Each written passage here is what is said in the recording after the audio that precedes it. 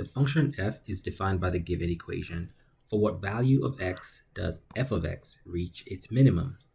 Again, always start off by asking yourself what are you given so you can figure out what concept this is about.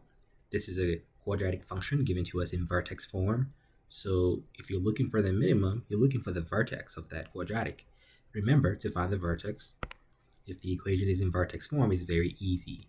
-7, 4 is the vertex. And if you're wondering how we got that, simply change the sign of this guy and keep this sign right here. This is known as the h value. This is known as a k value. So for what value of x do we reach the minimum? -7. Simple as that. If you forget that, simply graph this in Desmos and find the vertex. Figure out what x value the vertex has. That's it.